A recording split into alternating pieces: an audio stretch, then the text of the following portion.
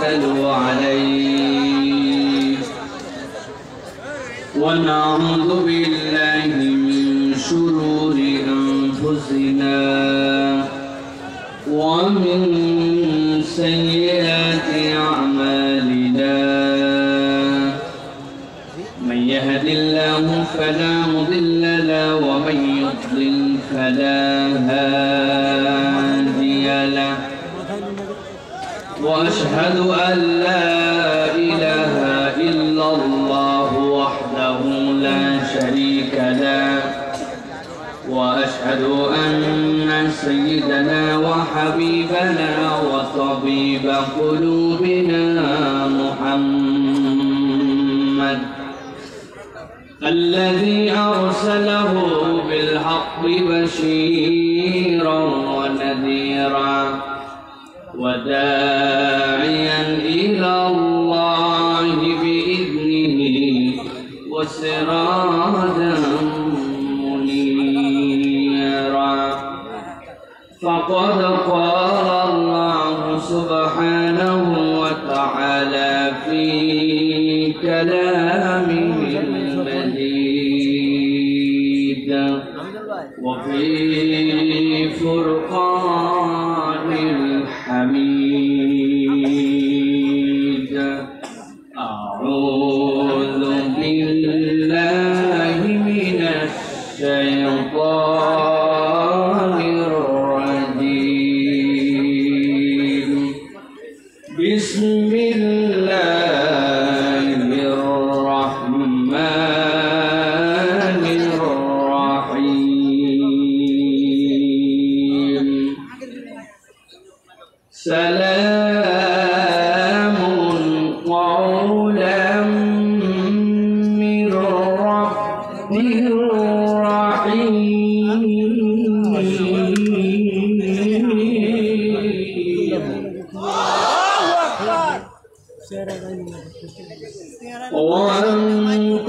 وامتازوا اليوم أيها المجرمون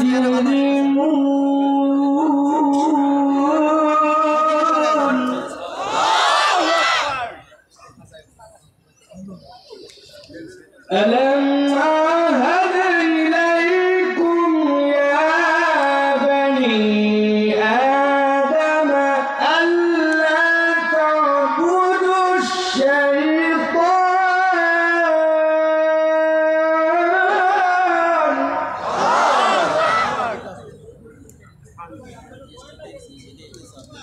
ألا تعبدوا الشيطان إنه لكم عدو مبين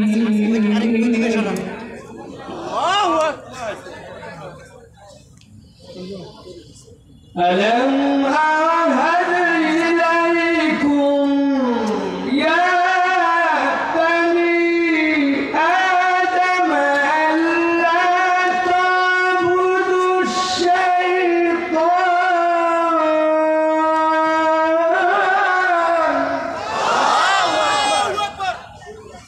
إنه لكم عدو مبين وأن اعبدوني هذا صراط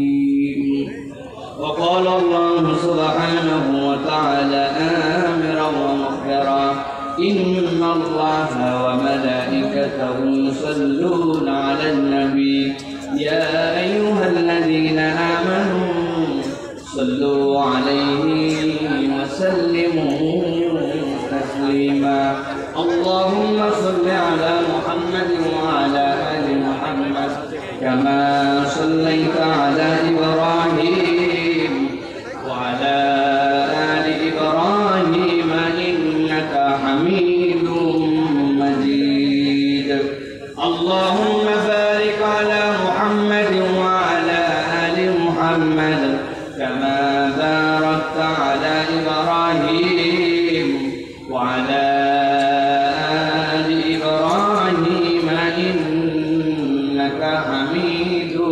مجيد الحمد لله আল্লাহ রাব্বুল আলামিনের কাছে শুকরগুজার হচ্ছি যে আল্লাহ রাব্বুল আলামিন আমাদেরকে আজকের এই হাজার হাজার তাওহীদি জনতার মাঝে অংশগ্রহণ করে মাল্টিফ্যাক্স লিমিটেডের উদ্যোগে নবম বাৎসরিক তাফসীরুল কোরআন মাহফিলে জুমার রাত্রে আমাদেরকে আল্লাহর বিশেষ কৃপায় সুস্থতার সাথে আসার বসার তৌফিক যোগ্যতা সুস্থতা মন মানসিকতা পরিবেশ পরিস্থিতি দান করেছেন সে আল্লাহ রাব্বুল আলামিনের কাছে আমরা সর্বাগ্রে কৃতজ্ঞ হচ্ছি। আল্লাহ শেখানো বাক্যে সকলে পড়ছি কালিমাতুশ শুকর।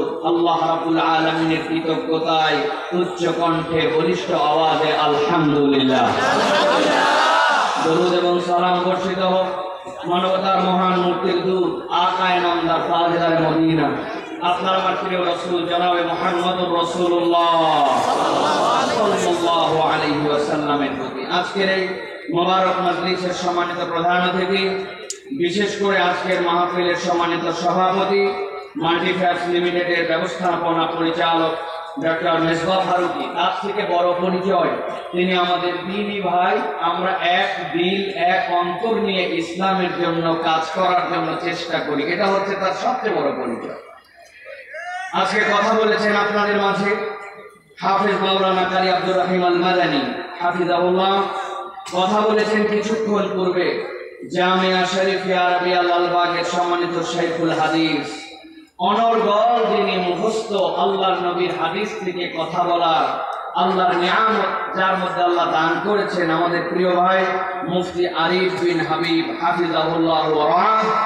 মঞ্চ উপবিষ্ট বিভিন্ন পর্যায়ের গণ্যমান্য ব্যক্তিবর্গ, আমার সামনে উপবিষ্ট সম্মানিত আমার মুরব্বিয়ানে কেরাম, আমার প্রিয় তরুণ এবং যুবকেরা, স্নেহের ছোটরা, আলাদা প্যান্ডেল থেকে শুনছেন মা এবং বোনেরা, সকলকে একবার সালাম দিয়েছি। আরো একবার আপনাদের কাছে দোয়া পাওয়া এবং করার আশায় সালাম নিবেদন করি। আসসালামু আলাইকুম ওয়া রাহমাতুল্লাহ। ঘড়িতে কত বাজে? 10:30 না ভাই?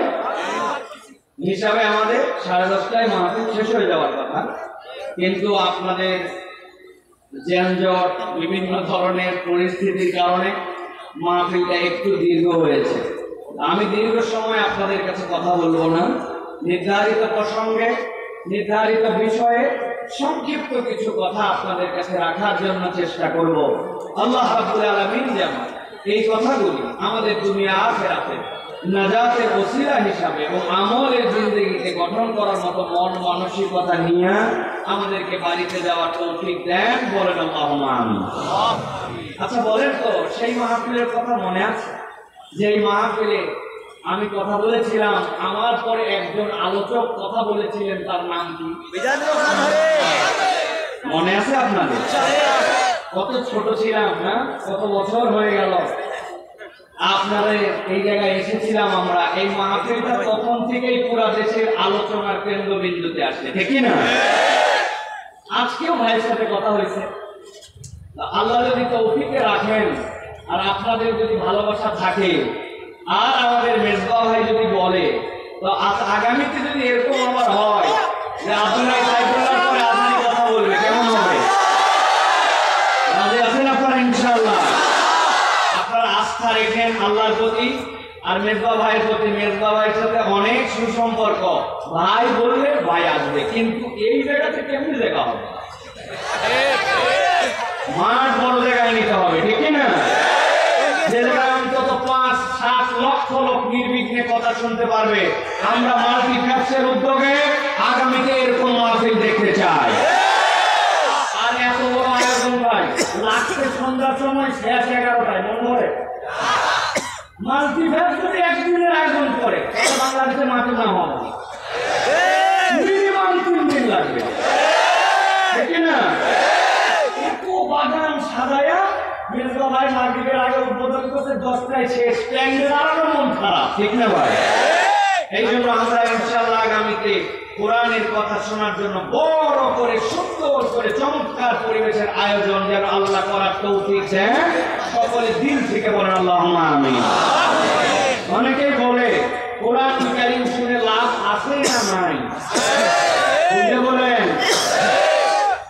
এই যে লাভ আছে বলছেন আপনারা, অনেক লোকজনের মন্তব্য ছিল যে কোরআনের মাহফিল আসলে মনে হয় তেমন লাভ নাই। আমি দুইটা কথা কেবল কোট করতে চাই। শেরে বাংলা একে ফজলুল হক, চিনতেন ওনাকে?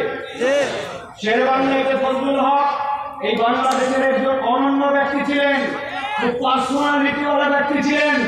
উনি একমাত্র ব্যক্তি যিনি চাইছিলেন দুই বাংলাকে এক রাখার জন্য। এই দুই বাংলা এক থাক, কিন্তু হোসেন শহীদ সরোয়ার্দীর সাথে এই নেতার আলাদা মতদ্বৈততাও ছিল। কিন্তু যখন দেখেছেন ওই পারের দাদাবাবুদের ভক্কর চক্কর মতাদর্শ ভালো না, তখন তিনি নিজের এই অহমিকাকে বিসর্জন দিয়ে আমাদের এই বাংলাদেশকে স্বাধীন করার জন্য আলাদা করে তিনি তখন চেয়েছিলেন। সেটা 1947-এর ঘটনা। মূল কথা সেইটা নয়, মূল কথা তার একটা বক্তব্য আছে। তিনি বলেছিলেন, আমি বাংলাদেশের পক্ষ নিয়ে যখন চলবো তখন তোমরা যদি দেখো যে ওই পারের দাদাবাবুরা আমার কোনো কাজের সমালোচনা করে বিরোধিতা করে, তাহলে বুঝবে আমার চলার রাস্তা ঠিক আছে। আর যদি মনে তেল দেয়, তাহলে বুঝবে আমার চলা বলার মধ্যে কোনো ভুল আছে, ওদের পক্ষে কাজ হচ্ছে।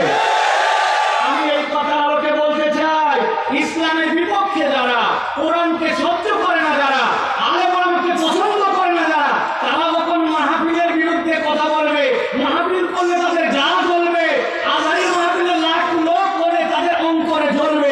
যতদিন জ্বলা থাকবে বুঝবেন ততদিন মাহফিল দ্বারা লাভ হয়। আর যখন দেখবেন জ্বলা বন্ধ, তখন বুঝবেন মাহফিলে বোধহয় লাভ কমে গেছে। কথা পরিষ্কার?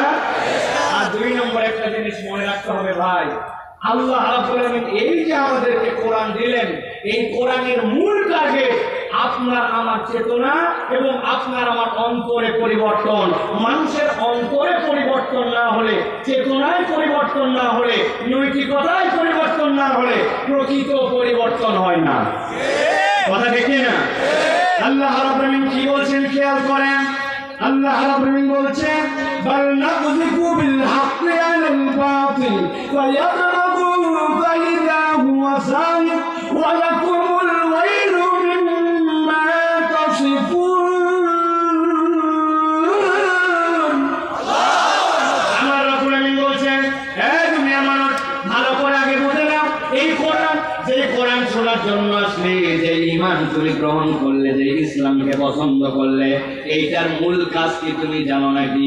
হাজার হাজার মানুষ আপনারা এসেছেন, লক্ষ লক্ষ টাকা খরচ করে আয়োজন হয়েছে, শীতের কুয়াশা মাথার উপরে পড়তেছে, নিচে আপনার ঠান্ডা, আপনি যে জায়গায় আসলেন, আল্লাহ বলছেন মূল পরিবর্তনটা কোথায় হবে তুমি জানো নাকি? আল্লাহ বলছেন, বাল নাযিকু বিল হাক্কি আলাল বাতিল, এই হক, এই ঈমান, এই ইসলাম, সে আঘাত করবে কোন জায়গায়? বাতিলের উপরে।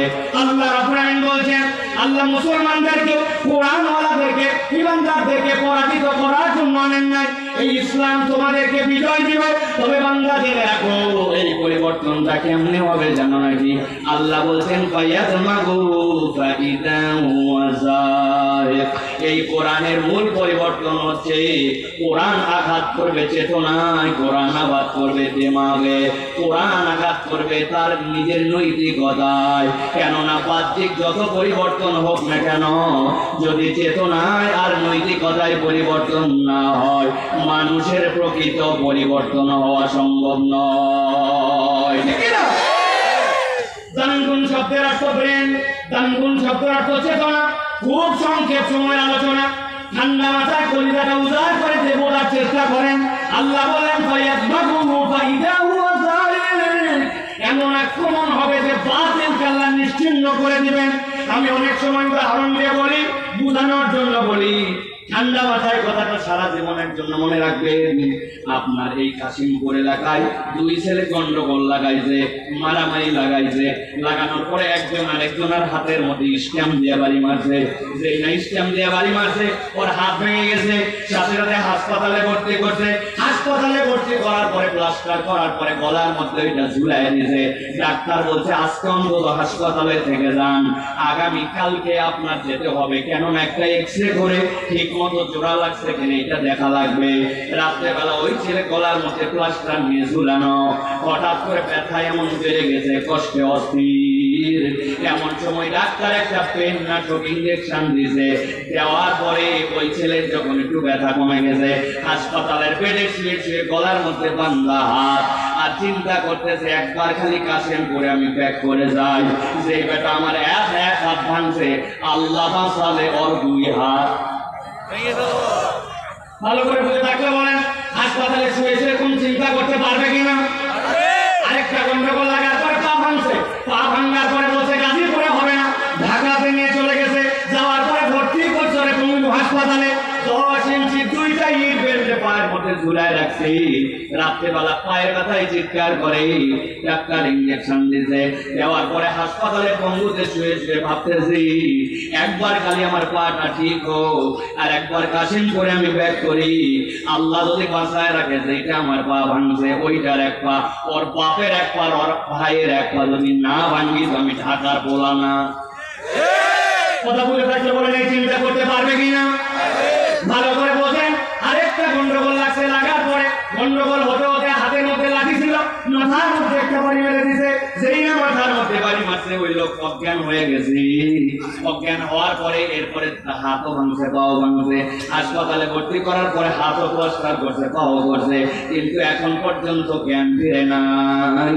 গাজীপুরের মুসলমান বুদ্ধি কাটায় বলেন, যে লোক তোমার মধ্যে চলে গেছে, যার চেতনা নাই, ও কার হাত ভাঙবে আর কার পা ভাঙবে এইটা চিন্তা করার মতো ক্ষমতা আছে।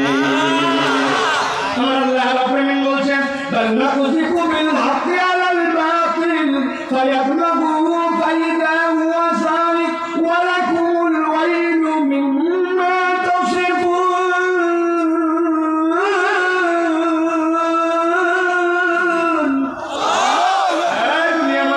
কোরআনের পরিবর্তনের জায়গাটা কোথায়? তুমি উপরে উপরে ঠাকুর মারো, তুমি দিকে না বলুন, অমুককে না বলুন, কাজ হবে না। আল্লাহ বলছেন বাল নাকুযিকু বিল হাক্কি আলাল বাতিল, এই কোরআন তো আঘাত করবে ওই জায়গাতে, তার চেতনাকে পরিবর্তন করে দিবে। একবার যদি মানুষের চেতনার মোরালিটির জায়গায় পরিবর্তন হয়, ওই পরিবর্তন দিয়ে দেশ পরিবর্তন করা সম্ভব। নচেত কেবল সোনার বাংলা ডায়লগ দিব, সোনার বাংলা পরিবর্তন হবে না, দিন দিন চোর গুলা ডাকাত হবে। ঠিক না? আমাদের অনেকেই দেখবেন পেপার পত্রিকায় দেখবেন বিগত 17 বছরের মধ্যে যারা যারা লিখবে, খবর রাখবেন আপনারা। যদি কেউ লেখে সাবেক উমুক, আপনি একটা বিষয় নিশ্চিত থাকবেন, সাবেক চোর, সাবেক ডাকাত। ঠিক না? বাকিগুলা সবগুলা আর বেশি কথা বললাম না। এখন বুঝতে হবে আমি যে পরিবর্তনটা চাই, হই হই করে হবে না। পরিবর্তন যদি করতে হয় আল্লাহর ভাষায় কোরআন দিয়ে পরিবর্তন করা লাগবে। ঠিক না? না তুই কবির হক, এই হকের তাফসীর করছে ঈমান, ইসলাম, এই হকের তাফসীর হচ্ছে কোরআন। অথবা আপনার চেতনায় যদি কোরআনের পরিবর্তন না হয়, আপনি যত পরিবর্তন করতে চান একটাও এগুলা প্রপারলি কাজ করবে না। ঠিক না? কথাটা আমরা একটা প্রমাণ দেখেছি, আমি অনেক জায়গায় বলেছি। দুর্নীতিকে না বলুন, এইটার জন্য ব্যানার করতে হবে, ফেস্টুন করতে হবে, স্পিকার লাগাতে হবে, পেপার পত্রিকায় বিজ্ঞাপন দিতে হবে, টিভিতে আলাদা বিজ্ঞাপন চালাতে হবে। কি জন্য? দুর্নীতিকে না বলুন। বাজেট কত? 10 কোটি। এখন যেই 10 কোটি টাকা দুর্নীতিকে না বলুন এর বাজেট হয়েছে 8.5 কোটি টাকা খাইয়ে ফেলো। দুর্নীতিকে না বলুন যদি আপনার অবস্থা খারাপ হয়, তাহলে অবস্থাটা আসলে কি বুঝছেন আপনি? প্রিয় ভাইয়েরা, আপনি মনে করছেন যে আপনি বিরাট বড় সিসিটিভি লাগাবেন, বিরাট কাম করে ফেলছেন। জি না, সিসিটিভি অভিজ্ঞতা আমার আছে। 5-7 বছর আগে আমার পাসপোর্ট রিনিউ করার জন্য গেছি, 6 মাসের নিচে মেয়াদ না থাকলে ভিসা লাগায় না। আমার ইমার্জেন্সি পাসপোর্ট রিনিউ করা দরকার। আমার একজন বলছে হুজুর যাচ্ছেন পকেটে কিছু মাল পানি নিয়ে যান, ফিরি কাজ হয় না। আমি প্রস্তুতি নিয়ে গেছি, যাওয়ার পরে দোতলায় অফিস ঘুরে অনেকক্ষণ ঘুরাই, টাকাও চায় না, কাজও করে না। অনেকক্ষণ পরে বলছে নিচে চলেন। দোতলা থেকে যখন নিচতলায় আমাকে নিয়ে আসতেছে, এই যে দোতলা থেকে নিচতলা আসার সময় এক সিঁড়ি, এরপর ল্যান্ডিং, তারপর আরেকটা সিঁড়ি থাকে। ওই একতলার এক ধাপ সিঁড়ি পার করে ল্যান্ডিং এর ওখানে এসে বলতেছে হুজুর কিছু দেন।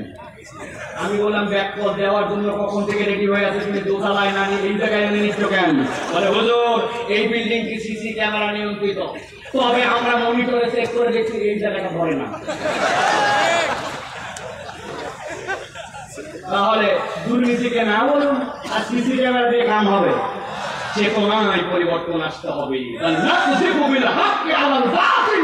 যখন আপনার চেতনায় পরিবর্তন আসবে তখন এই দেশ পরিবর্তন সম্ভব। ডাকাত হয়েছে, আরো বড় চোরের খনি তৈরি হবে। বহুত লোকজন খাইছে, অনেকদিন অনেকে খাইতে পারে না, উৎসুক করতেছে। তাই লোক বেশি মানেন না, আমরা ভাইসে আছি না, এই দেশের জন্ম আমার, এখানে বড় হয়েছে, সব জানে।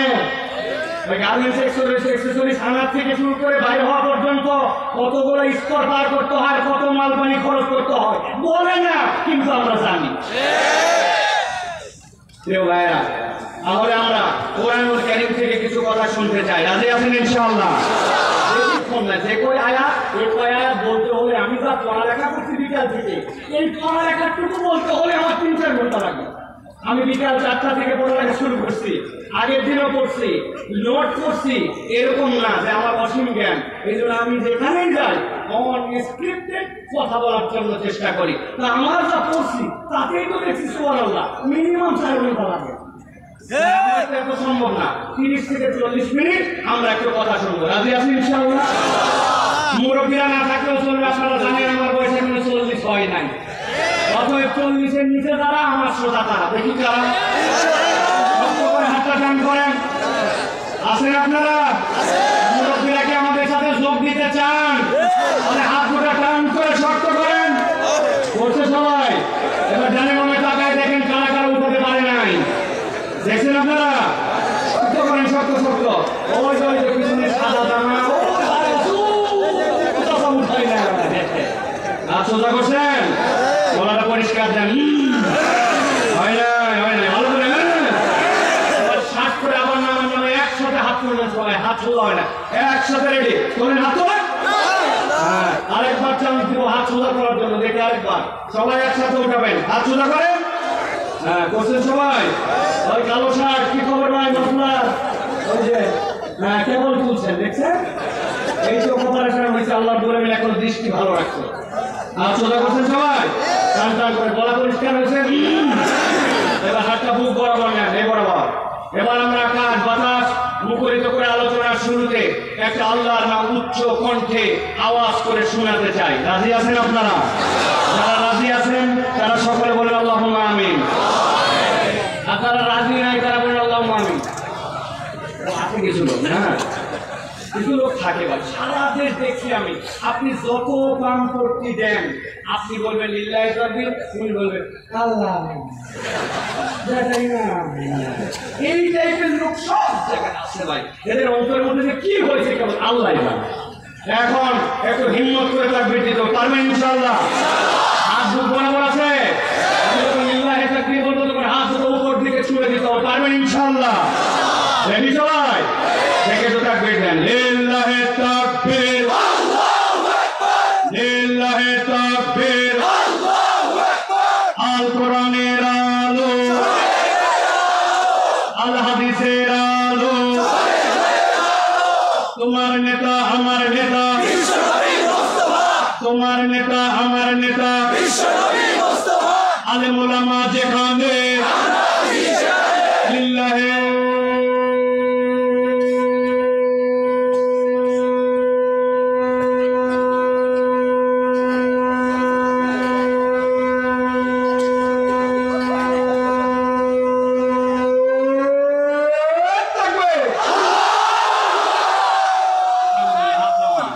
শয়তান আছে আর কোনাবাড়ি পার, ঠিক না? আল্লাহু আকবারের স্লোগান শয়তান পছন্দ করতে পারে না। এজন্য আল্লাহু আকবারের স্লোগান যাদের পছন্দ হয় না, বুঝবেন এরা শয়তানের খালাতো মামাতো ফুফাতো ভাই।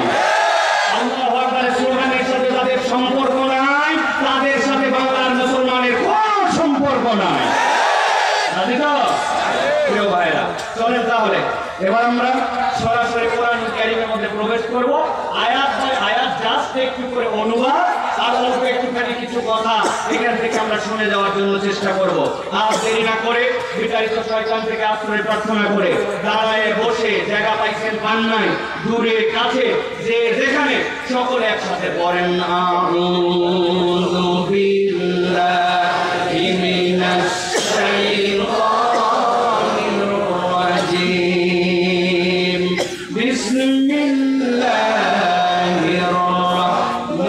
রাহমানির রাহিম ওয়া ইয়াকুলুনা মাতা হাযাল ওয়া'দু ইন কুনতুম সাদিকিন মা ইয়ানজুরুনা ইল্লা সাইহাতান ওয়াহিদাতান তা'খুযুহুম ওয়া হুম ইয়াখিসসিমুন। আল্লাহ রাব্বুল আলামিন বলছেন, ও আমার হাবিব, আপনি যখন দ্বীনের দাওয়াত নিয়ে মক্কার কাফের মুশরিকদের কাছে গেলেন, আপনি যখন দ্বীনের কথা তাদেরকে বোঝালেন, ঈমানদারদের মধ্যে থেকে আল্লাহ যাদের অন্তরে হেদায়েত দিয়ে দিলেন, ওই মানুষগুলা দ্বীনের দিকে চলে আসলো। কিন্তু যাদের অন্তর বক্র, যাদের হৃদয়ের মধ্যে আল্লাহ আলো দেন নাই, ওই মানুষগুলা নানান ধরনের বিভ্রান্তিকর প্রশ্ন আপনার কাছে করতে শুরু করলো। এর মধ্যে একটা প্রশ্ন তাদের ছিল, আপনি বারবার বলেন পরকাল আছে, সেই জায়গায় যাওয়ার পরে হিসাব নিকাশ হবে, পরকাল নামক একটা দিবসে সকলকে উঠতে হবে, আল্লাহর সামনে মুখোমুখি হতে হবে। আল্লাহ নবী এমনি এমনি এটা বলেন নাই, আল্লাহ নবী সাল্লাল্লাহু আলাইহি ওয়াসাল্লাম বুঝে শুনে আল্লাহর পক্ষ থেকে এটা বলেছিলেন। কেননা যদি পরকাল না থাকে, দুনিয়ার কোনো মানুষ প্রপারলি যেরকম তার প্রাপ্তিটা পায় না, সেরকম দুনিয়ার মানুষের যদি কোনো শাস্তি হয়, তাহলে ওই শাস্তিটাও দুনিয়ার বুকে মানুষ প্রপারলি পায় না। কথাটা বোঝেন নাই, ঠান্ডা মাথায় বোঝেন। দুনিয়ার বুকে কোনো একটা মানুষ তিনটা মানুষকে হত্যা করে ফেলেছে, একজনের পিতা, একজনের খালু আর একজনের বাবা। এক ব্যক্তি তিন মানুষকে হত্যা করার পরে বিচার হয়েছে। বিচার হওয়ার পরে যিনি দায়িত্বে ছিলেন তিনি সঠিকভাবে তদন্ত রিপোর্ট করেছেন, যিনি বিচারক ছিলেন তিনি সঠিক বিচারক করেছেন, বিচার করেছেন, তার হত্যার জন্য ঘোষণা হয়ে গেছে। সেই ওই ব্যক্তিকে কোনো একদিন রাত্রে 12টা 1 মিনিটে ফাঁসি দেওয়া হয়েছে। এই খবর শোনার পরে যেই লোকের বাপ মা ছিল, ওই লোক খবর পায় লাফ দিয়ে উঠে বলছে, আমি আমার বাপ হত্যার বিচার পেয়ে গেছি। তার পোকা মারা গেছে, খালু মারা গেছে। ওই দুইজন খবর পাইছে, পাওয়ার পরে বলছে কি রে, মারল ওই লোক তিনজন, আর ওই লোক বলার বাপের হত্যার বিচার পাইছে। বিচারকের কাছে যাওয়া কঠিন। কোন কৌশলে যদি বিচারকের কাছে যেও পড়ে, যাওয়ার পরে যদি বলে বিচারক তিনজন লোককে মেরেছিল, আপনি তাকে হত্যার রায় দিয়েছেন, খুব ভালো কথা, কিন্তু যেই লোকের বাপ মারা গিয়েছিল ওই লোকের তারা ওই লোক বলছে বিচার পাইছে, তাহলে আমার খালু আর ফুপার কি হলো, আপনি একটু বিচার করে দেন। ঠান্ডা মাথায় বুঝে থাকলে বলেন তো, দুনিয়ার কোনো মানুষকে একবার যদি ফাঁসি দেওয়া হয়, ওই ফাঁসি দেওয়ার পরে দুনিয়ার কোনো আদালত বা দুনিয়ার কারো ক্ষমতা আছে নাকি দ্বিতীয়বার ওই ব্যক্তিকে জীবন দিয়ে তার বিচার করা? ভালো করে এই জন্য বোঝেন, দুনিয়ায় আপনার প্রাপ্তি হোক অথবা শাস্তি হোক, প্রপারলি কখনো বিচার হয় না। এই জন্য কিয়ামত বা পরকাল এইটা আপনার আমার জীবনের অন্যতম অনুষঙ্গ। এই দিবস আছে, আমরা ঈমান আনি, কিন্তু আল্লাহ নবীর কাছে এসে একজন বললো, একদল লোক বলতে শুরু করলো মা ইয়ানজুরুন, আল্লাহ রাব্বুল আলামিনের কাছে জিজ্ঞাসা করতেছে নবীর মাধ্যমে, ওয়া ইয়াকুলুনা মাতা হাযাল ওয়া'দু ইন কুনতুম সাদিকিন, সত্যই যদি কিয়ামত হয়ে থাকে কখন সেটা বলেন, টাইম কখন? অনেকদিন ধরে বলতেছেন কিয়ামত হবে, কিয়ামত হবে, পরকাল নামক একটা দিবস হবে, ওই দিবসটা কখন?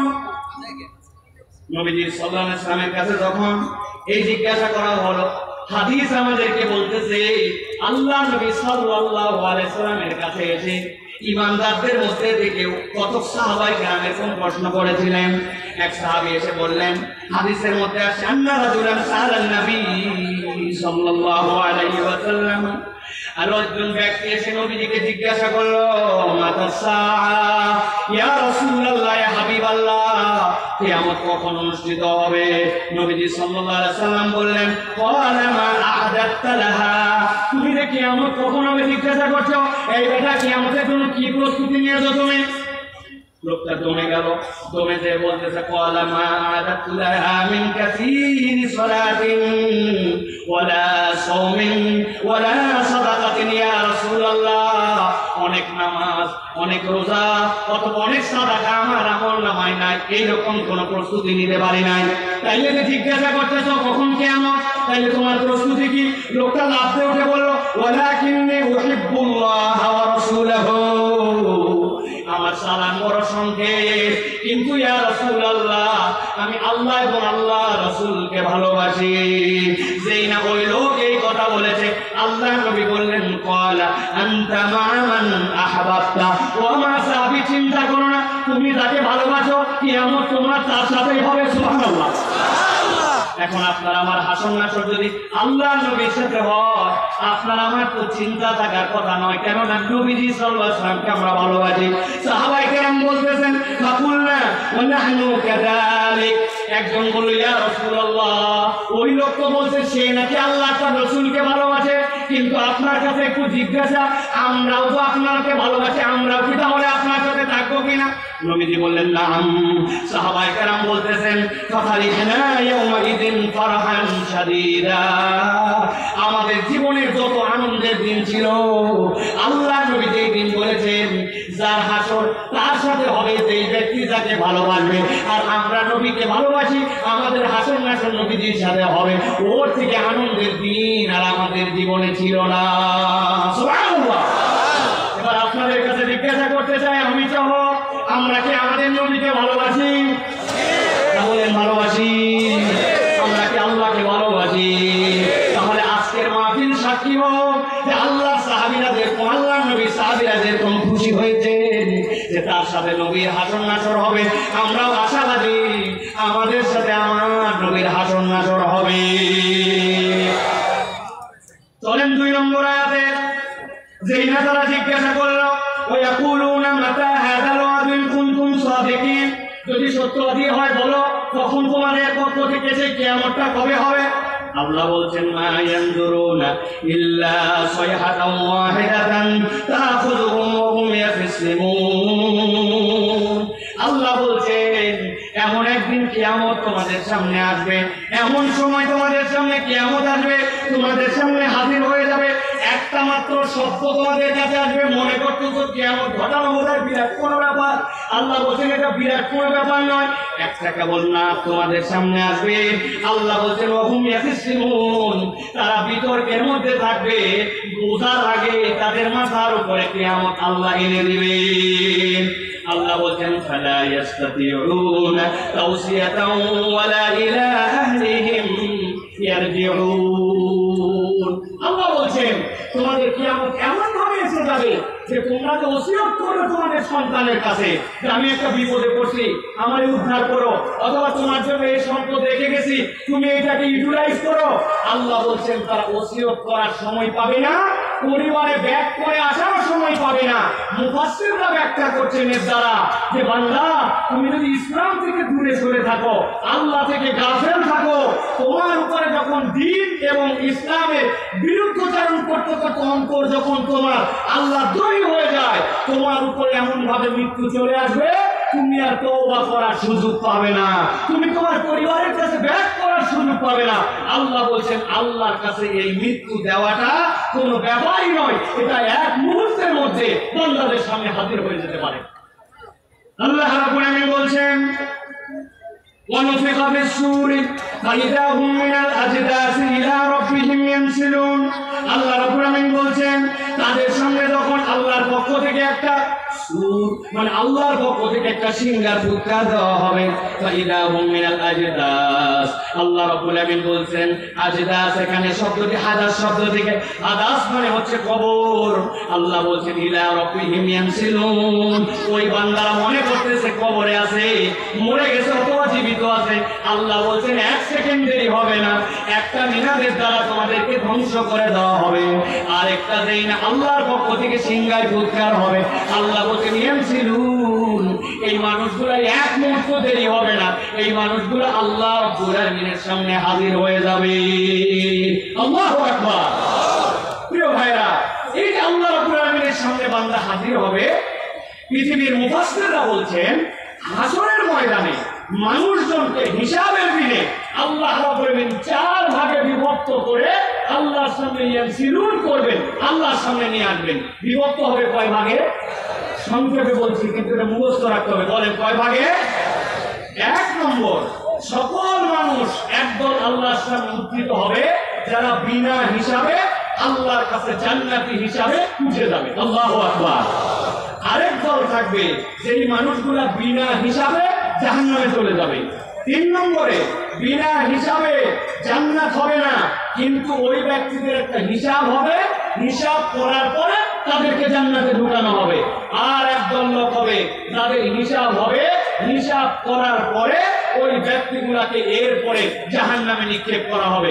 তাহলে আল্লাহ রাব্বুল আলামিন যে বললেন যে এই মানুষগুলা আল্লাহ রাব্বুল আলামিনের কাছে উত্থিত হবে, ওয়ানুফিখা ফিস-সূরি ফাইদা হুম মিনাল আজদাসি ইলা রাব্বিহিম ইয়ানসিলুন, তাহলে আল্লাহর কাছে দ্রুততম সময়ে তারা পৌঁছায় যাবে। এই পৌঁছানোর ধরন হবে কয়টা?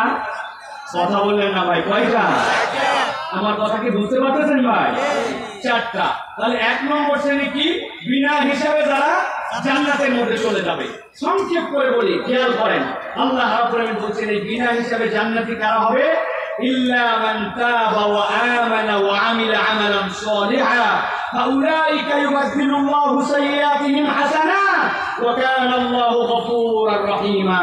আল্লাহ বলছেন এক শ্রেণীর লোক, যেই মানুষগুলা তাইব, যারা আল্লাহর কাছে সব সময় ক্ষমা চায়। আল্লাহ নবী বলতেছেন এই ক্ষমা চাওয়াটা এরকম যে কামাল্লা জানবালা, যে তার আমলনামায় কোনো গুনাহ নাই, গুনাহ ছিল কিন্তু এমন ভাবে আল্লাহর কাছে ক্ষমা চাইছে, আল্লাহ তার যাবতীয় গুনাহকে সওয়াব দ্বারা কনভার্ট করেছেন। কনভার্ট করে আল্লাহ রাব্বুল আলামিন তার তওবা কবুল করে ওই ব্যক্তির মৃত্যু আর ওই ব্যক্তির জান্নাতের মধ্যে কোনো বাধা রাখেন নাই। সুবহানাল্লাহ বলেন। তাহলে বলেন তো ভাই, সবচেয়ে সহজ আল্লাহর কাছে জান্নাতে যাওয়ার উপায় কি? বিনা হিসাবে যাওয়া, ঠিক না? এখন আমাদের তো তওবা করার সুযোগ আছে না? আছে কি না? আছে। তাহলে এটা মুখস্থ রাখতে হবে যে বিনা হিসাবে জান্নাতের দলে আমরা অন্তর্ভুক্ত হতে চাই। আল্লাহ রাব্বুল আলামিন বলতেছেন ওয়াল্লাযীনা ইউহাদুনাল্লাহ ওয়া লা ইয়াদউনা ওয়া লা ইয়াবুদুনা ইলাহান গায়রা। আল্লাহ তো বললেন তাদেরকে আল্লাহ রাব্বুল আলামিন বিনা হিসাবে জান্নাত দিবেন। মুফাসসিররা ব্যাখ্যা করছেন তোমাদের মধ্যে যারা আল্লাহকে এক হিসাবে ডাকবে, আল্লাহ রাব্বুল আলামিনের সাথে কাউকে শরীক করবে না, আর আল্লাহ ছাড়া কাউকে ইলাহ মানবে না, এই ঈমান আছে যাদের, রব্বুল আলামিন তাদেরকে বিনা হিসাবে জান্নাতে ঢোকাবেন। সুবহানাল্লাহ বলেন। দুই নম্বর শ্রেণী যাদেরকে আল্লাহ রাব্বুল আলামিন বিনা হিসাবে জাহান্নাম দিবেন, কারা তারা? আল্লাহ রাব্বুল আলামিন বলছেন ওয়ামান ইয়ারতাদিদ মিনকুম আন দীনিহি ফায়ামুতু ওয়া হুয়া কাফির ফাউলাইকা হাবিতাত আমালুহুম ফিদ দুনিয়া ওয়াল আখিরাহ ওয়া উলাইকা আসহাবুন নার হুম ফিহা খালিদুন। আল্লাহ সূরা বাকারা 217 নম্বর আয়াতের মধ্যে বলছেন সাবধান হয়ে যাও, হিসাব ছাড়া জাহান্নামে চলে যেতে হবে। দুনিয়া ঢুকে যে মানুষগুলো ইসলাম পেয়েছিল, দ্বীন পেয়েছিল, কিন্তু এই মানুষগুলো অতি পণ্ডিতি করে ইসলাম থেকে মুখ ফিরায় নিছে, আল্লাহর বিধান থেকে সরাই নিছে নিজেকে। আল্লাহ বলছেন যারা মুরতাদ হয়ে যাবে, আর ওই মুরতাদ যদি একবার কেউ হয় সে মৃত্যুবরণ করবে, তাহলে কাফের অবস্থায়। আল্লাহ বলছেন ফাউলাইকা হাবিতাত আমালুহুম ফিদ দুনিয়া ওয়াল আখিরাহ। আল্লাহ দুনিয়া আখিরাতে তার যত আমল আছে সবগুলাকে ধ্বংস করে দিবেন, আর এই ব্যক্তিগুলাকে রব্বুল আলামিন বিনা হিসাবে জাহান্নামের মধ্যে ঢুকায় দিবেন। অতএব দিনের বুঝ আসার পরে কখনো আল্লাহর দিক থেকে মুখ ফিরায় নেওয়া যাবে না। আমাদের অনেক মানুষ আছে আগে নামাজ পড়তে কোন নামাজ পড়া বাদ দিয়ে দিতে, আগে ইসলাম পালন করতে কোন ইসলাম পছন্দ করে না, এরকম মানুষ আছে কিনা? মুসলমানের ঘরের সন্তান কিন্তু ইসলাম পছন্দ করে না, ইসলামের পক্ষে যারা থাকে তাদেরকে পছন্দ করে না। উপরে উপরে ইসলাম ইসলাম বলে, কিন্তু অন্তরের মধ্যে ইসলামকে লালন করে না। এইরকম হাজার হাজার নামধারী মুরতাদ মুসলমান আছে। আল্লাহ বলতেছেন এই মানুষগুলাকে রব্বুল আমিন বিনা হিসাবে জাহান্নামে দিবে। নাউযুবিল্লাহ। আল্লাহ রাব্বুল আমিন কুরআনুল কারীমের মধ্যে বলছেন দুনিয়ার মানুষ। এরপর আরেক শ্রেণীর মানুষ আছে যেই মানুষগুলা দুনিয়ার বুকে সওয়াব তারা মনে মধ্যে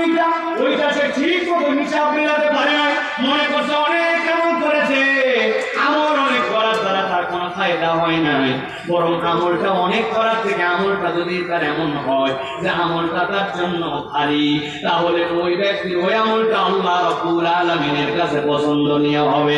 কিন্তু ওই ব্যক্তির আমল করতেছে কিন্তু নবীর তরিকাকে তারা ঠিক মনে করে নাই, নবীর পদ্ধতিকে পছন্দ করে নাই, আল্লাহর বিধানকে আগে মনে করতো ঠিক ছিল, কিন্তু এখন একটু শিক্ষিত হয়ে জ্ঞানী হয়ে মনে করতেছে আল্লাহর বিধান ছাড়া তো দুনিয়া চালানো সম্ভব। আল্লাহ বলতেছেন হাজার সে নিজেকে মুসলমান দাবি করুক না কেন, ওই ব্যক্তিটা আল্লাহর কাছে প্রকৃত ঈমানদার হতে পারে না।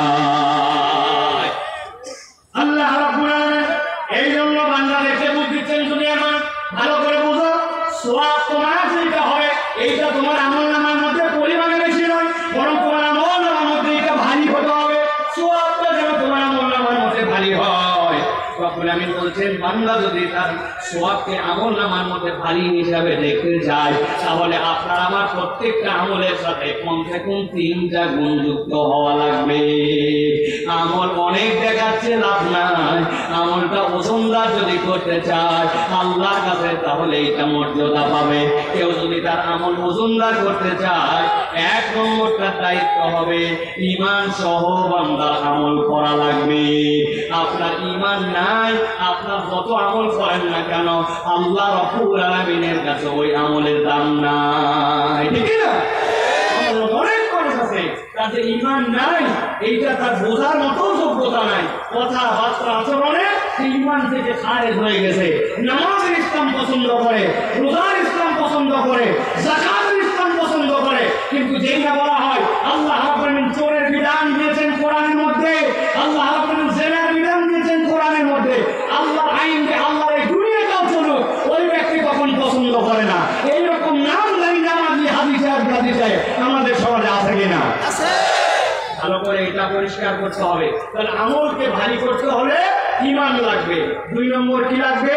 যে আমলকে যদি ভারী করতে চাই তাহলে নিয়তটাকে বিশুদ্ধ করা লাগবে। নিয়ত কি করা লাগবে? বিশুদ্ধ নিয়ত লাগবে। নিয়ত যদি সহি না হয় তাহলে আমাদের জন্য এটা আল্লাহ রাব্বুল আলামিনের কাছে ওজনদার আমল হবে না। আর 3 নম্বর যে আপনাকে আমলটা করতে হবে নবীজি সাল্লাল্লাহু আলাইহি ওয়াসাল্লামের পদ্ধতি অনুযায়ী। নবীর পদ্ধতিতে আমল না হলে ওই আমলে ওজন হয়, বুঝে বলেন হয়?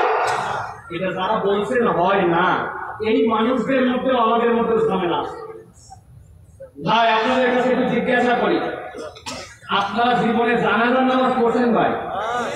ঈদের নামাজ? বুঝে বলেন ঈদের নামাজ? এখন বলেন তো ভাই, ঈদের নামাজ বড় হয় নাকি আমাদের জুম্মার নামাজ বড় হয়? জুম্মার নামাজের জামাত বড় না ঈদেরটা? কথা বলেন। পাশে যারা আছেন আপনাকে বলেন ঈদের নামাজ বড় না জুমা? এখন জুমার দিনে জুমার আযান হয়, আপনি এখন বলছেন ভাই নবীজি সাল্লাল্লাহু আলাইহি ওয়াসাল্লামের সময় পরিবেশ পরিস্থিতি ভিন্ন ছিল, কিন্তু আমাদের সমাজের পরিবেশ পরিস্থিতি ঘনবসতি, বিরাট লোকজন, হাজার হাজার গার্মেন্টস, লাখ লাখ মানুষ, অতএব আমরা এখন থেকে ঈদের দিনের নামাজের জন্য আযান দিব এবং একটা ইকামত দিয়ে নামাজ পড়ব, যাতে করে মানুষের নামাজ কোনো মিস না হয়। আপনারা রাজি? না। কেন রে ভাই? আযান দেওয়া খারাপ না ভালো কাজ? ইকামত দেওয়া খারাপ না ভালো কাজ? আপনারা কি করবেন ঈদের দিনে? আপনারা নামাজের আযান দিবেন না? বলবেন হুজুর এইগুলো আলগা যুক্তি দিবেন না, নবীজি সাল্লাল্লাহু আলাইহি ওয়াসাল্লামের সময় ঈদের নামাজের আযান হয় নাই, ইকামত হয় নাই, আমরা দিব না। আচ্ছা ঠিক আছে, মেনে নিলাম। এবার বলেন তো ওই সিজদা দেওয়া ভালো কাজ না খারাপ কাজ? কথা বলেন। ভালো কাজ। তো আমরা জুমার দিনে যে নামাজ পড়ি সাপ্তাহিক সবচেয়ে শ্রেষ্ঠ নামাজ, আমরা নবীজি সাল্লাল্লাহু আলাইহি ওয়াসাল্লামের সময় সাহাবায়ে কেরাম ছিলেন আদুল, নবীরা ছিলেন মাসুম, তারা 2 রাকাত নামাজে দুইটা করে 4টা সিজদা দিতেন, গুনাহই নাই ওনাদের। 4 সিজদার আমাদের গুনাহ খাতায় ভরপুর। জুমার দিন আমরা নামাজে এসে একটু মন ভরে নামাজ পড়বো, এখন থেকে প্রত্যেক রাকাতে 4টা করে সিজদা দিব। যারা যারা রাজি আছেন হাত তোলেন। কেউ নাই? আচ্ছা 4টা মানে 3টা তো দিবেন, আপনারা 3টা দিবেন না? কেন দিবেন না? বলবেন হুজুর এই সকল আলগা ওয়াজ বাদ দেন, নবীজি সাল্লাল্লাহু আলাইহি ওয়াসাল্লাম কিভাবে নামাজ পড়া লাগবে আমাদেরকে দেখাই দিয়ে গেছেন। জুমার দিনে সিজদা দেওয়া যত ভালো কাজ হোক, আমি কখনো 4 সিজদা দিব না। যেই লোক নামাজের মধ্যে 4 সিজদা দিবে না, যেই লোক ঈদের দিনে আযান দিবে না, যেই লোক ঈদের দিনে ইকামত করবে না, কেন এটা নবীর তরিকার বাইরে, ওই লোককে এমন করে যেটা নবীর তরিকার নাই। আমরা আবার বললে উল্টা আবার ইমাম সাহেবের চাকরি নাই। নামাজের পরে বলতে মুনাজাত করা লাগবে, বলতে নবীজি জীবনে সম্মিলিতভাবে সাহাবায়ে কেরামকে নিয়ে মুনাজাত করে নাই, বলতে আমার হুজুর বুঝে নাই, আগের ইমাম বুঝতো না, কোথার থেকে ইমাম নিয়েছে, ইমাম সাদা আছে কি না? নবীজি সাল্লাল্লাহু আলাইহি ওয়াসাল্লাম করেন এমন যুক্তি দিয়ে বলছে আপনি ঈদের আযান দিবেন না, কিন্তু আপনি নামাজের পরে সম্মিলিত মুনাজাত ছাড়বেন না। আছে কি না এরকম লোক? এরকম লোক পাওয়া যাবে। অতএব আজকে ভালো করে জেনে নেন, আমলের ওজন যদি বাড়াতে চান ঈমান লাগবে, আর আপনার জন্য নিয়ত সহি করা লাগবে, আর 3 নম্বরে নবীর তরিকায় হতে হবে। এর বাহিরে যদি হয় ওই আমল আল্লাহর কাছে গ্রহণ হবে না। তাহলে আল্লাহ রাব্বুল আলামিন বিনা হিসাবে এক দলকে জান্নাতে দিবেন, আরেক দলকে বিনা হিসাবে জাহান্নামে দিবেন। আল্লাহ রাব্বুল আলামিন বলছেন আম্মা মান সাকুলাত মাওয়াজিনুহু ফাহুয়া ফি ঈশাতির রাদিয়া।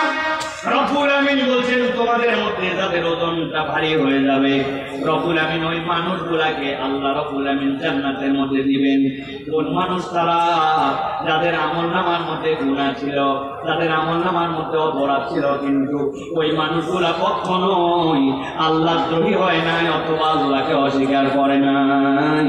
আল্লাহ ওই বান্দাগুলার হিসাব নেবেন, তবে হিসাবের মধ্যে 3 গ্রেডের মধ্যে যদি বান্দা টিকে যায়, রব্বুল আমিন ওই বান্দাগুলাকে ক্ষমা করে দিয়া ওই বান্দাগুলার জন্য জান্নাতে যাওয়ার ব্যবস্থা করে দিবে। সুবহানাল্লাহ। আপনি অনেক সময় বাজারে মাছ কিনতে যান, ভালো করে বোঝেন আমরা কোন আয়াতের মধ্যে আছি। ফালা ইস্তাতিউনা তাওসিয়াতাহু ওয়ালা ইলা আহলিহিম ইয়ারজিউন। আল্লাহ রাব্বুল আমিন এই আয়াতে কালিমার আলোকে ভালো করে বোঝেন। আল্লাহ বলেন আমার সামনে তোমরা উদিত হবে। এখন রব্বুল আমিন দেখেন ওই বান্দার আমলনামার মধ্যে গুনাহ আছে, ওই বান্দার আমলনামার মধ্যে সওয়াবও আছে, কিন্তু রব তারপরেও কি হিসাবে তাকে ক্ষমা করে দিচ্ছেন। আপনি বাজারে গেছেন মাছ কেনার জন্য, যাওয়ার পরে বলছেন আমি তাজা মাছ ছাড়া কিনবো না। দেখবেন সুন্দর করে বাজারের মধ্যে এখন মাছগুলা পানির মধ্যে ভিজায় রাখে, পানির মধ্যে জেতা মাছ আছে, ঠিক না? ওখান থেকে একটা মাছ আপনি উঠাইছেন, উঠাই বলছেন আমার জন্য ওজন করে দাও। সেই না ওজন করতেছে, আপনি বলছেন ভাই ওজন যাই করো পানি দানের মধ্যে না যায়, পানি একটু কম দেওয়ার চেষ্টা করো। পানি কম দেওয়ার জন্য সেই না আপনি বলেছেন, তারপরেও যখন আপনি 2 কেজির মাছ নেবেন, ওর পেটের মধ্যে পানি, ওর ফুলের মধ্যে পানি, ওর মাথার মধ্যে পানি, আপনি না চাইলেও তার মধ্যে 20 গ্রাম 30 গ্রাম 40 গ্রাম পানি ওজনের মধ্যে গেছে। আপনি মাছ কিনছেন 1000 টাকা কেজি, কিন্তু আপনাকে বাধ্য হয়ে ওর সাথে পানিটাও কিনতে হয়েছে একই দামে। আপনার আমার আমলনামায় গুনাহ আছে, অপরাধ আছে, কিন্তু আল্লাহ রাব্বুল আলামিন বলছেন যার আমলনামাটা ভারী হবে, যার আমলনামাটার মধ্যে ওই বান্দাটা আল্লাহ রাব্বুল আলামিনের প্রতি ঈমান বিশুদ্ধ রেখেছিল, ইখলাসের সাথে আমল করেছে, আর ওই বান্দাটা সবসময় যে আমলটাই করেছে ওই আমলটা আল্লাহ রাব্বুল আলামিনের রাজি খুশি করার জন্য নবীর তরিকায় করেছে, ওই বান্দার গুনাহ থাকতে পারে, কিন্তু আল্লাহর কাছে যখন হিসাব হবে আর ওজন হবে, ওই বান্দার ওই অপরাধগুলো ওই পানির মতো ওই ভালো দামের সাথে ভালো ওজনের সাথে আল্লাহ রাব্বুল আলামিন পার করে দিবে। আর একদল হবে এমন যাদের পানির পরিমাণ এত বেশি, মূল আইটেমই নাই। আল্লাহ বলছেন তাদের হিসাব করার পরেও ও আম্মা মান খাফফাত মাওয়াজিনুহু ফাউম্মুহু হাওিয়া, ওই মানুষগুলোর ওজন হালকা হয়ে যাওয়ার কারণে ওই মানুষগুলা ওই দিন বিপদে পড়ে যাবে। আল্লাহ রাব্বুল আলামিন তাহলে কি বলেন? আল্লাহ রাব্বুল আলামিন বলেন ওয়ানুফিকা ফিস-সূরি ফাইযা হুম মিনাল আজদাসি ইলা রাব্বিহিম ইয়ানসিলুন।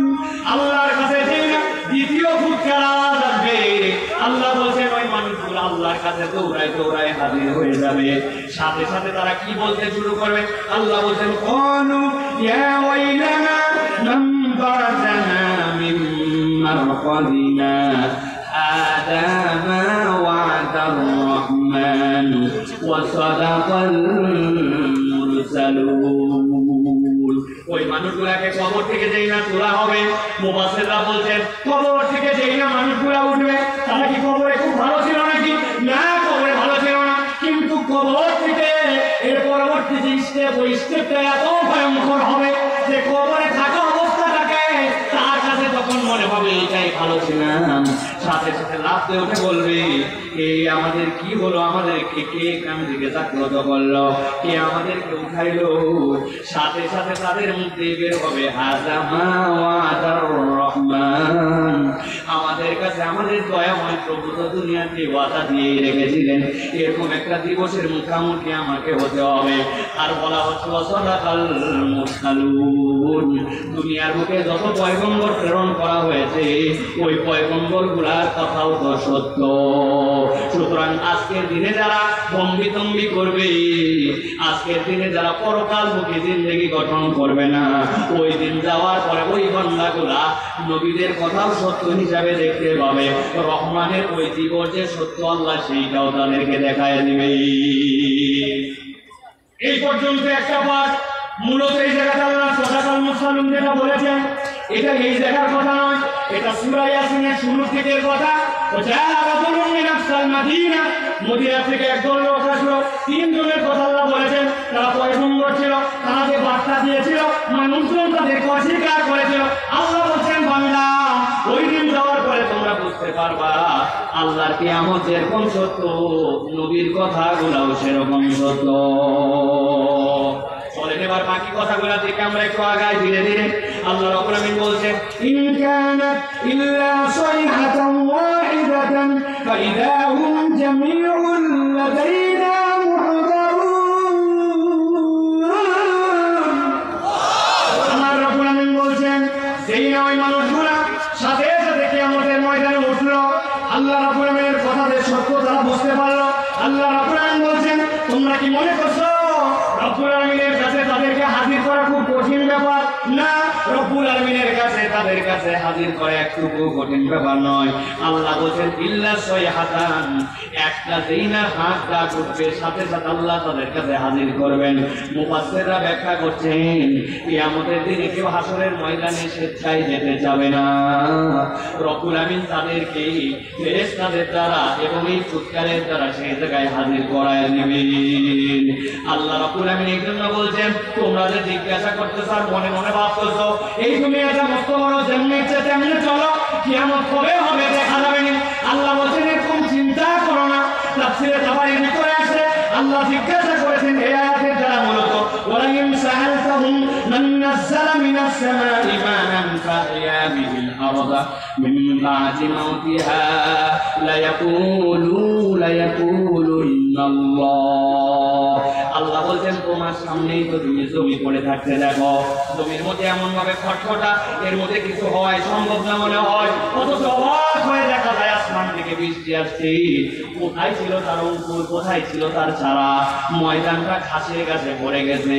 এমনও তো দেখা যায় যে এইগুলা বিলের মধ্যে বিল শুকায় যায়, যেই না নতুন করে পানি আসে কোথা থেকে যেন রেণু আর কোনা এসে বিলকে বিল মাছ দিয়ে ভরে যায়।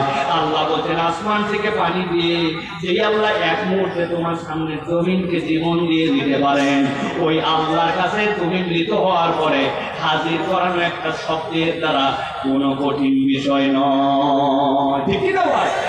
এই দুনিয়াতে যদি আমরা দেখি আমাদের চলা, আমাদের লাইফস্টাইল, আমাদের যত ধরনের যা দেখতেছি এইগুলোর মধ্যে যে এখন জৈন্যতা, এইগুলোর মধ্যে যে উদাসীনতা, এটার অন্যতম কারণ আমাদের পরকালহীন জিন্দেগি। ঠিকই না?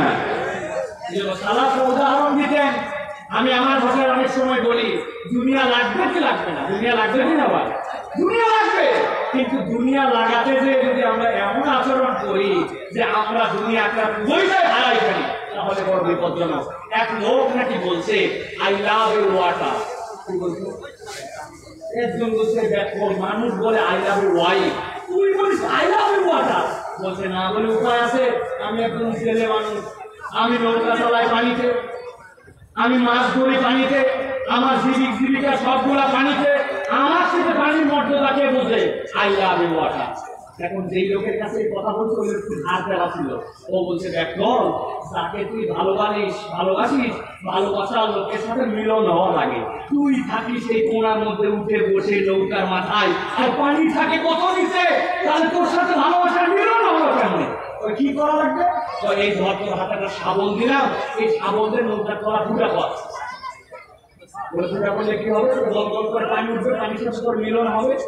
এইসব পানির প্রেমী ও এক শাবল দিয়ে নৌকার তলার মধ্যে দিতে পূজা করে, গল গল করে নৌকা দিয়ে পানি উঠতেছে, আর উপরে বসে থাকে, উনি বলতেছে আই লাভ ইউ ওয়াটার।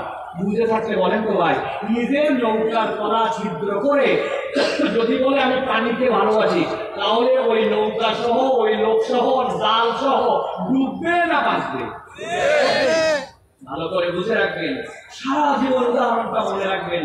সালাফরা বলতেছেন দুনিয়া তোমার লাগবে, কিন্তু তোমার যে অন্তর, ওই অন্তরটা যদি ফুটা করে ওর মধ্যে দুনিয়া ঢুকাও, তাহলে তোমার দুনিয়াও বরবাদ, আখিরাতও বরবাদ। রব্বানা আতিনা ফিদ দুনিয়া হাসানা, আল্লাহ শিখাইছেন। তবে এই হাসানাটা পরকালমুখী, কখন অন্তর ছিদ্র করে দুনিয়াকে আশ্রয় দেওয়া যাবে না, ঠিক না? বলছি তো ঠিক, কিন্তু কাজের বেলায় গেলে তো টনটনা টনটন, নিজের দোকানে সব মাল হালাল বৈধ, কিন্তু এমন দুনিয়াদার বলতেছে ভাই আপনার মতো সেনা লোক ধরে কে না দাম দিল, জীবনে দেখে নাই, পরে বলছে সেনা লোক, দাম দিতে 500 টাকা বেশি, বলছে কেনা দামে দিলাম। হালাল মাল সেনা লোক কেনা দামে বলে হারাম ব্যবসা করে, এরকম লোক গাজীপুর কাশিমপুরের নাই। আরো বলে কি, আপনি আমার বোনের কাস্টমার, সকাল 11টা, এর আগে 30টা কাস্টমার গেছে, বিক্রির জন্য বলছে বোনের কাস্টমার মানে প্রথম কাস্টমার, এই জন্য ভাই আপনাকে দিচ্ছি। এমন মৃত্যু হালাল মাল 2 নম্বর করে, তাহলে ওর অন্তর দুনিয়া হচ্ছে মাল হালাল, লোক হালাল, কিন্তু তার কার্যক্রমটা হারাম। এরকম লোক আছে কিনা? বুঝে বলেন আছে কিনা? এত বড় দাড়িওয়ালা চিনেন? এত বড় দাড়িওয়ালা, সুন্দর জুতো পরা লোক, আপনি জানেন না কি অবস্থা। মুরব্বীর কাছে একজন গেছে, যাওয়ার পরে বলছে চাচা বড় বিপদে বসে 1000 টাকা হাওলাত দেন। বলছে দেখো হাতে টাকা নেই সব। বলছে চাচা বিরাট বিপদে আছি, আমার সন্তান অসুস্থ, ডাক্তার দেখানো লাগে। বলতেছে বললাম হাতে টাকা নেই। খানিকক্ষণ পরে বলছে চাচা আপনি ভুল বুঝছেন, আজকে সোমবার দিন 1000 দেন, আল্লাহ বাঁচালে আগামী শুক্রবার দিন 1250 রিটার্ন। বলছে বেকুব কোথাকার, মানুষের হাতের টাকা থাকে নাকি? গাড়ির চল, বাড়িতে নিয়ে গেছে, বাড়িতে নিয়ে 1000 টাকা বের করে দিয়েছে, দিয়ে বলছে লাগলে আরো বল, তো চাষিও কিন্তু এই ব্যবসা করে। তবে যা করবি তাড়াতাড়ি কর, মাগরিবের আযান হয়ে গেছে, আমি কিন্তু জামাতে নামাজ পড়ব। আসরের নামাজ পড়ে এসে দাদনে সুদে টাকা লাগায়া মাগরিবের নামাজ আবার জামাতে পড়তে চায়। এত বড় দাড়িওয়ালা টুপিওয়ালা আব্দুল্লাহ আব্দুর রহমান নামধারী এরকম মুসলমান আছে কি না? আপনাদের এলাকা আছে? আমার আল্লাহ রাব্বুল আলামিন বলছেন ইন কানাত ইল্লা সাইহাতান ওয়াহিদাতান ফাইযা হুম জামিউল লাদাইনা মুহতারুন। এই বান্দা একটা শব্দের মাধ্যমে আমার সামনে তোকে হাজির করব, আর তুই আমার হুকুম না মেনে ধান্দাবাজি করে দুনিয়ায় পার পাইতে। দুনিয়া তো কয়দিনে যায়, পালায় গেছিস না হয় এখন দুনিয়া ছেড়ে, বাংলাদেশ ছেড়ে ওই পারে, কিন্তু কবর থেকে পালানোর সুযোগ আছে না। ব্যাংকে টাকা রাখলাম আমরা, এসআইবিতে যাওয়ার পরে বলে 10,000 টাকা করে দেওয়া যাবে না। আরে কি সাংঘাতিক কথা, কয়েক লক্ষ টাকার লোক 10,000 টাকা করে দেয় না, বলে আমার টাকা নাই। টাকা কি হলো? টাকা করছে মানি, এটাকে বলে মানি গেম। এক ব্যাংকের থেকে নিচে 50 কোটি টাকা নিয়ে আরেক ব্যাংকে 100 কোটি টাকার ঋণ আছে, ওইখানে 50 কোটি টাকা শোধ দিচ্ছে, যে বলছেন দেখছেন 100 কোটি টাকা আছে, তাই 50 কোটি টাকা যখন তখন আপনাকে দিতে পারবে, কি করা লাগবে? আরো 200 কোটি টাকা দেন। ওই যে 50 কোটি দিতে পারবে, 200 কোটি দিলে সমস্যা কোথায়? ওই 200 কোটি নিয়ে আরেক ব্যাংকে 500 কোটি আছে, ওই জায়গায় মেরে দিচ্ছে 100 কোটি দিয়ে বলছি বাবারে বাবা 100 কোটি রিটার্ন দিতে পারে, 500 কোটির লোক কোনো ব্যাপার না, কি করা লাগবে? 2000 কোটি দেন। এরকম করে মানি গেম খেলে দেশের টাকা সবগুলা পাচার করে দিয়ে এখন দেশে নাই, মনে করছে বাপ রে বাপ দেশের বাইরে, ধরা ছোঁয়ার বাইরে। আল্লাহ বলতেছেন দেশের বাইরে হলেও আল্লাহর ধরা ছোঁয়ার বাইরে তুমি নও। আল্লাহর সামনে যেতে হবে কিনা? ভালো করে বুঝেন, উদাহরণটা বোঝানোর জন্য বললাম, তার প্রতি বিদ্বেষ থেকে বললাম না। ভালো করে চলেন, সামনের আয়াত 4টা আয়াত বলবো, গভীর মনোযোগে খেয়াল করে। আল্লাহ বলছেন فاليوم لا تظلم نفس شيئا ولا تجزون إلا ما كنتم تعلمون। ও আমার বান্দা, আল্লাহ রাব্বুল আমিন তোমাকে ধরবেন, কিন্তু মনে করো না ওই দিন কোনো ব্যক্তির প্রতি জুলুম করা হবে, ওই দিন কারো প্রতি জুলুম করা হবে না, হিসাব বরাবর করা হবে। আল্লাহ বলতেছেন ওয়ালা তুজজাউনা ইল্লা মা কুনতুম তা'মালুন, তুমি যা করছো রব্বুল আমিনের কাছে ওই দিন রিওয়ার্ড দিয়ে দেওয়া হবে। মাল্টিপ্যাক্সের মাহফিল, আসমান থেকে টপ টপ করে বৃষ্টি পড়ছিল, বাড়ির মধ্যে যে শুয়ে পড়তে পারতাম, কিন্তু এই কোরআনকে মহব্বত করে মাঠের মধ্যে বসেছিলাম।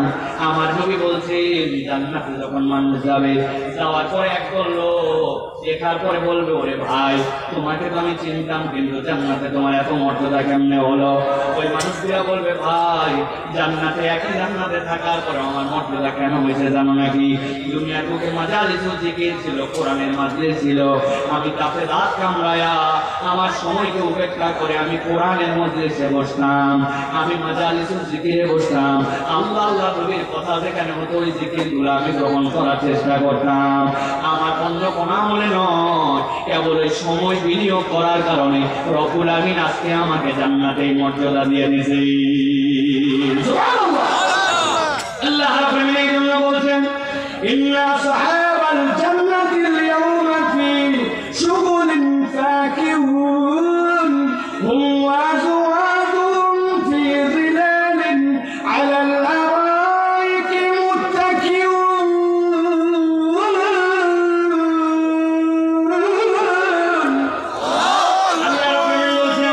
আমি আল্লাহ রাব্বুল আমিন হিসাব বরাবর করব, তবে রাব্বুল আমিন জানাচ্ছেন ইন্না সাহাবাল জান্নাতিল ইয়াওমা ফি শুগুলিন ফাকিহুন। সুবহানাল্লাহ। আল্লাহ বলতেছেন এত মজার তাফসীরের মধ্যে মুফাসসিররা করেছেন, আল্লাহ বলেন এখানে শুগুলিন ফাকিহুন বলেছেন আল্লাহ বান্দা জান্নাতে যাওয়ার পরেই কখনো তার নিদ্রা আসবে না, আর জান্নাতের মধ্যে সব সময় সে আনন্দে চিত্তে থাকবে। দুনিয়ার বুকে আমাদের এরকম হয়, একটা জিনিস পছন্দ করতে অনেক ভালো লাগছে, কিন্তু এক সময় যে মন চায় না আর কত আর ভালো লাগে না।